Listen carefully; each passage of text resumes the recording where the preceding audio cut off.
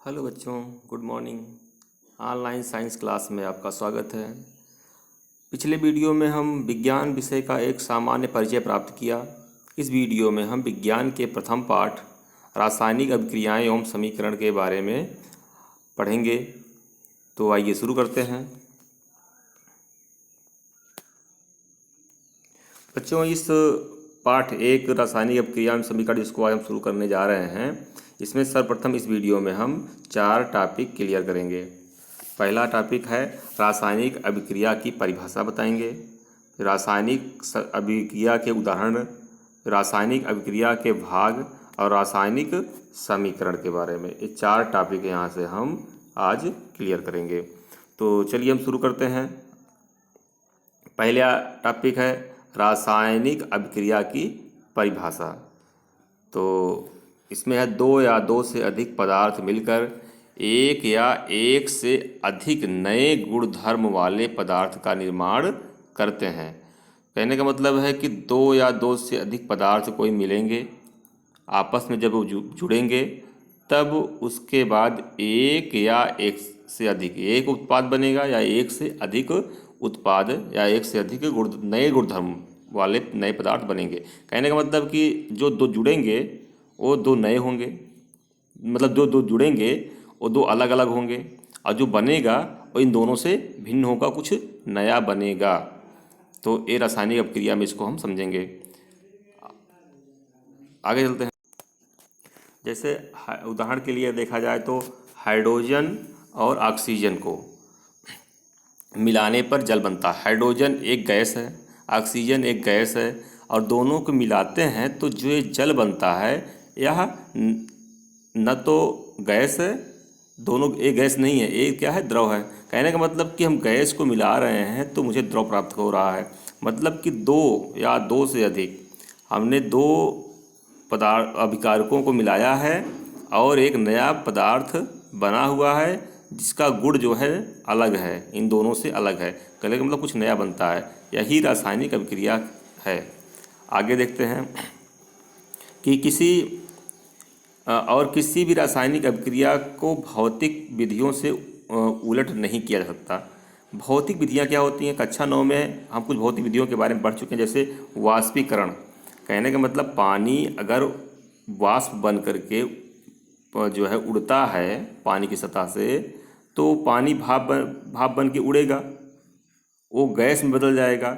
लेकिन उसकी रासायनिक प्रक्रिया जो है, रासायनिक अभिक्रिया या रासायनिक फार्मूले में चेंज नहीं होगा। वो गैस रहेगा, रूप में रहेगा, द्रव से गैस में बदलेगा, तब पर भी वो रहेगा H2O ही। और ऊर्ध्वपातन का मतलब होता है जैसे कि ऐसे पदार्थ जिसको हम ठोस से सीधे ठोस से गैस में बदल देते हैं। आसवन विधि में भी यही चीज़ होती है और अब केंद्रीय विधि में यही होती है। तो उसके रासायनिक परिवर्तन नहीं हो पाता, इसमें केवल भौतिक परिवर्तन दिखाई पड़ता है। आगे देखते हैं। नेक्स्ट, दैनिक जीवन में होने वाली अभिक्रियाएं। तो दैनिक जीवन में जो अभिक्रियाएं होती हैं उसमें हम बात करते हैं पहले भोजन का पाचन। हम जानते हैं कि भोजन का पाचन जो है शरीर के अंदर कुछ केमिकल्स के माध्यम से होते हैं, रसायन के माध्यम से होते हैं, उसे हम एंजाइम कहते हैं। जैसे प्रोटीन को पचाने के लिए पेप्सिन एंजाइम है, या प्रोटीन पाचन के बहुत सारे एंजाइम इसमें होते हैं। तो इसमें प्रोटीन को पचाने के लिए जो एंजाइम है पेप्सिन क्या करता है, और वो प्रोटीन को तोड़ देता है और उसको पचाता है। तो यह क्रिया एक रासायनिक समीकरण के द्वारा होती है, जिसको हम जीव विज्ञान में डिटेल में पढ़ेंगे। आगे देखते हैं श्वसन में जो क्या होता है कि जो भोज्य पदार्थ होता है, श्वसन में हम किसी भोज्य पदार्थ को ऑक्सीजन की उपस्थिति में तोड़ा जाता है, जिससे कि कार्बन डाइऑक्साइड और ऊर्जा बनती है। तो जैसे जो ग्लूकोज होता है श्वसन में, उसको जो है तोड़ा जाता है। तो इसमें श्वसन में क्या होता है, ग्लूकोज को ऑक्सीजन के साथ जोड़ते हैं, ऑक्सीजन होता है, कार्बन डाइऑक्साइड बनती है और एटीपी के रूप में ऊर्जा निकलती है। आगे चलते हैं। लोहे पर जंग लगना, यह भी एक रासायनिक अभिक्रिया का उदाहरण है। बहुत धीमी गति से होने वाली अभिक्रिया है। दूध से दही के का बनना भी एक प्रकार का रासायनिक अभिक्रिया के अंतर्गत आता है। अन्य उदाहरण अगर देखें तो इसमें क्रियाकलाप आपकी किताब में नंबर 1.1 जो देखोगे एनसीईआरटी में, तो इसमें मैग्नीशियम के रिबन का जलना। हम जानते हैं कि मैग्नीशियम के रिबन का जलना मतलब magnesium plus oxygen magnesium oxide, एक नया बनता है। मैग्नीशियम को हवा में जलाएंगे तो मैग्नीशियम ऑक्साइड बनेगा, एक रासायनिक अभिक्रिया है। लेड नाइट्रेट की पोटेशियम आयोडाइड से अभिक्रिया। सल्फ्यूरिक अम्ल का सल्फ्यूरिक अम्ल अथवा हाइड्रोक्लोरिक अम्ल में जिंक की गोलियां डालने पर जो अभिक्रिया होती है वो भी एक प्रकार की रासायनिक अभिक्रिया है। ऐसे बहुत सारे रासायनिक अभिक्रिया के उदाहरण हो गए। रासायनिक अभिक्रिया के भाग। बच्चों, रासायनिक अभिक्रिया के मुख्यतः दो भाग होते हैं, एक उसका अभिकारक होता है, दूसरा उसका उत्पाद होता है। मतलब जिसको हम मिलाते हैं वह उसका अभिकारक होता है। जैसे ऐसे पदार्थ जो रासायनिक अभिक्रिया में भाग लेते हैं उसे हम अभिकारक कहते हैं, और ऐसे पदार्थ जिनका निर्माण रासायनिक क्रिया में होता है उसे हम उत्पाद कहते हैं। उदाहरण देख लें अगर, तो हाइड्रोजन और ऑक्सीजन मिलाकर क्या निर्माण करते हैं? जल का निर्माण करते हैं। हाइड्रोजन और ऑक्सीजन को मिलाएंगे तो जल बनेगा। जैसे यहाँ पे फार्मूला यहाँ पे देख लीजिए, रिएक्शन में hydrogen plus oxygen gives water. Water मतलब जल, जल मतलब H2O। आगे चलते हैं। तो इसमें जो हाइड्रोजन है और ऑक्सीजन है जिसको हम मिला रहे हैं वह कहलाएगा अभिकारक, और जो बन रहा है जल H2O वो है उसका उत्पाद। अभिकारक और उत्पाद समझ में आगे होंगे। जिसको हम मिलाते हैं वो अभिकारक होता है, जो दोनों को मिलाने के बाद बनता है वह उसका उत्पाद होता है। अब आगे चलते हैं। रासायनिक समीकरण। रासायनिक समीकरण किसे कहते हैं इसके बारे में हम यहाँ पे डिटेल में चर्चा कर लेते हैं कि किसी रासायनिक अभिक्रिया को रासायनिक समीकरण द्वारा निरूपित किया जाता है। जो अब ऊपर की अभिक्रिया भी हमने दिखाई है इसको हम रासायनिक समीकरण द्वारा हम निरूपित, इसका ये रासायनिक समीकरण है। किसी रासायनिक अभिक्रिया को रासायनिक समीकरण द्वारा निरूपित किया जाता है। रासायनिक समीकरण के अभिकारकों और उत्पादों में पदार्थ के प्रतीकों, यही इसका प्रतीक है। जैसे जल का प्रतीक H2O है, ऑक्सीजन का O2 है और हाइड्रोजन का H2 है। उनके प्रतीकों का इस्तेमाल किया जाता है।